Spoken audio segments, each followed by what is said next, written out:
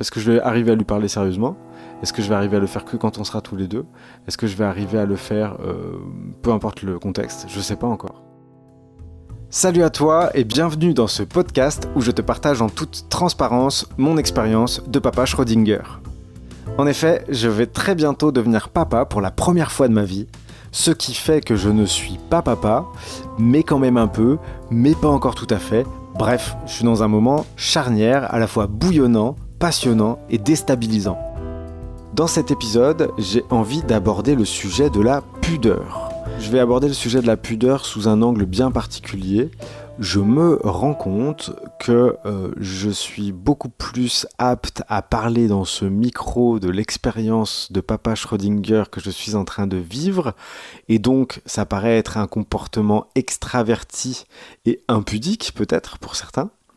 Et pour autant, en situation, avec ma compagne à côté de moi et les mouvements du ventre, j'ai du mal à lui parler directement. Je suis pris d'une sorte de pudeur à l'idée de m'adresser à lui comme un fou parce que je ne le vois pas et que comme saint Thomas, je parle qu'aux personnes que je vois. Alors que c'est pas vrai, regarde, je suis en train de te parler et je suis chez moi et je te parle et tu n'es pas en face de moi. Mais je sais pas, je suis pas fier de ça particulièrement. J'aimerais pouvoir me lâcher plus, pouvoir plus exprimer au présent ce qui est là pour moi, mais je suis retenu par une sorte de pudeur qui est la même que quand on me dit « Allez, viens danser, c'est super, lâche-toi ». Je suis pris de cette pudeur, je n'arrive pas à m'adresser directement à mon enfant en touchant le ventre de ma compagne. Enfin, ça arrive, mais c'est vraiment timide, et je trouve l'exercice vraiment bizarre. Je trouve cet exercice ridicule, il y a du jugement qui s'empare de moi, j'arrive pas à le faire, je suis dans une sorte de recul un peu sarcastique, non, si je voyais quelqu'un le faire, je trouverais ça déplacé, j'arriverais pas à ne pas rigoler dans une partie de moi, et donc du coup, je peux pas me l'autoriser parce que ça m'enlève le droit d'avoir la possibilité de rigoler si quelqu'un le fait, c'est un truc comme ça, donc c'est très mal placé. Je sens que, tu vois, c'est pas un truc que j'aimerais conserver, et pour autant, je sens que c'est vieux, que c'est aussi vieux que moi, que c'est presque là depuis le début, quoi. Une sorte de pudeur mal placée, une sorte de fierté un peu nulle, qui fait que je suis pas en mesure de, je sais pas moi, les gens, enfin, il y a toute une catégorie de choses qui sont de cet ordre-là, où je serais saisi d'une sorte de honte à la place de gens qui s'autorisent des choses qui finalement peut-être me feraient envie, mais dans une dimension que je peux pas constater, tant je suis saturé par mon jugement. Il y a un truc comme ça. Donc, je sais pas, moi, faire des câlins aux arbres, ça fait partie de ça.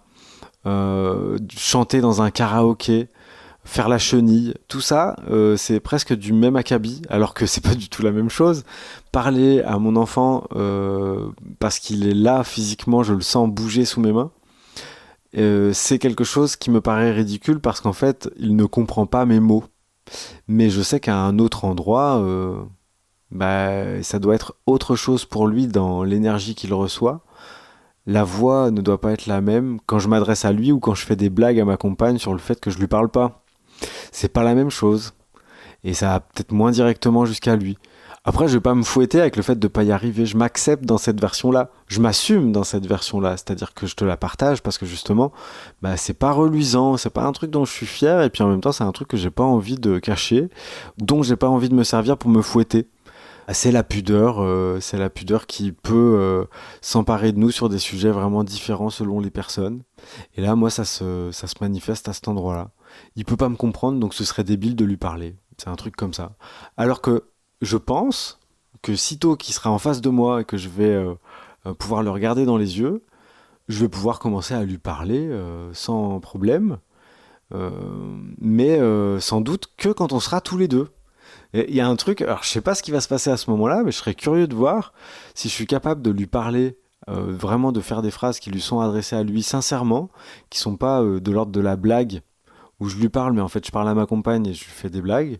Je serais curieux de voir si je peux faire, en présence d'autres personnes, vraiment lui parler sérieusement. Je sais pas si je peux.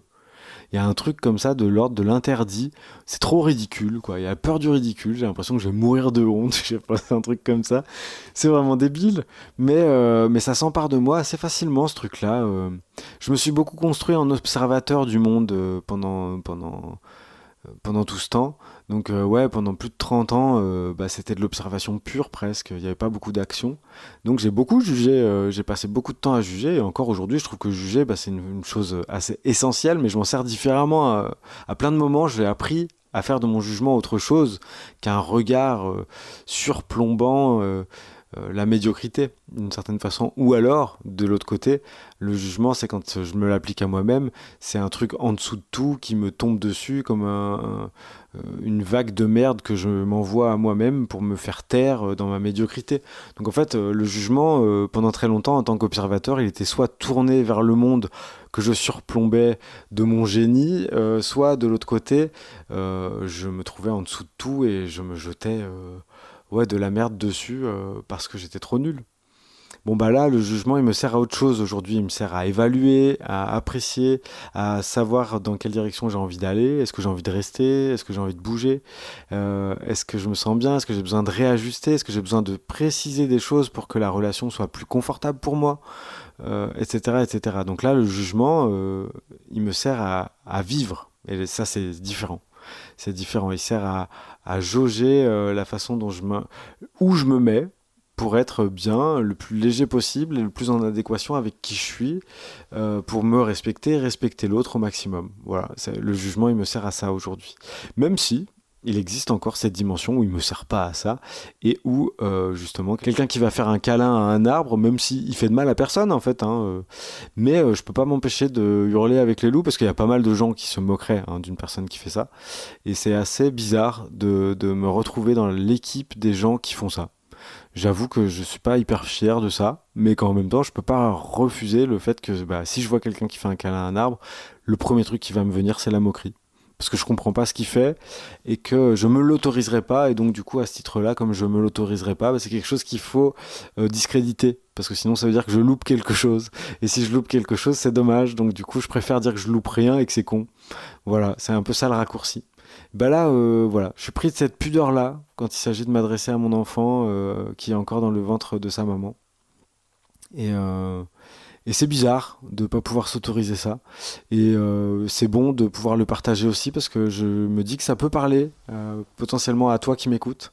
Que peut-être toi aussi tu connais cette pudeur, peut-être exactement sur ce sujet-là ou sur ces sujets-là et peut-être sur d'autres, tu vois. Peut-être il y a d'autres moments où cette pudeur un petit peu mêlée de honte, de jugement, enfin on sent qu'on n'est pas à l'aise avec ce qu'on est en train de vivre là, on peut pas se l'autoriser vraiment, donc du coup on botte en touche d'une certaine manière. Je veux bien savoir d'ailleurs si ça te parle en commentaire, quels sont les moments où toi tu ressens ça. En tout cas moi j'avoue que pour l'instant c'est encore quelque chose qui habite la façon dont je m'adresse à mon enfant. Par contre il y a un truc que je kiffe particulièrement parce que ça c'est vraiment accessible tout de suite, c'est poser la main sur le ventre de ma compagne et sentir qu'il bouge et qu'il vient chercher la main, qu'il vient je sens vraiment qu'il y a un truc quand même. Il bouge beaucoup plus quand il y a les mains qui sont posées sur le ventre que quand on n'est pas là, même s'il s'autorise des danses aussi quand on n'est pas là, mais je sens qu'il y a un contact qui se fait. Et là, à cet endroit-là, il est effectif ce contact, c'est proactif. Et donc du coup, il n'y a pas cette distance que je peux prendre et ce jugement et cette pudeur qui peut s'emparer de moi et me bloquer, comme dans une sorte de paralysie, là, de honte anticipée, un peu débile. Donc voilà, je voulais partager ça. Oui, quand il viendra, je verrai si je peux à ce moment-là commencer à lui parler sérieusement, en dehors des moments où je suis seul avec lui. En fait, il y a plusieurs étapes. Est-ce que je vais arriver à lui parler sérieusement? Est-ce que je vais arriver à le faire que quand on sera tous les deux? Est-ce que je vais arriver à le faire, peu importe le contexte? Je sais pas encore. Mais tu vois, pour te faire un lien avec ce qui est en train de se passer là, j'enregistre cet épisode tout seul. J'ai attendu que ma compagne soit partie pour pouvoir m'ouvrir au niveau du podcast et des épisodes que je suis en train de faire aujourd'hui. Donc cette pudeur-là, elle est là aussi dans le mode d'expression du podcast. Je suis seul avec toi et avec moi en ce moment. Voilà. Je te laisse réagir en commentaire. Je te remercie d'avoir écouté cet épisode jusqu'au bout. N'hésite pas à le partager autour de toi, à tous les papas et toutes les mamans Schrödinger que tu connais, et les parents en général qui ont peut-être perdu contact avec ce moment unique, à la fois important et déroutant. Tu peux mettre un petit pouce si ça t'a plu, t'abonner à la chaîne bien entendu. Je te souhaite une merveilleuse expérience et je te dis à bientôt. Salut!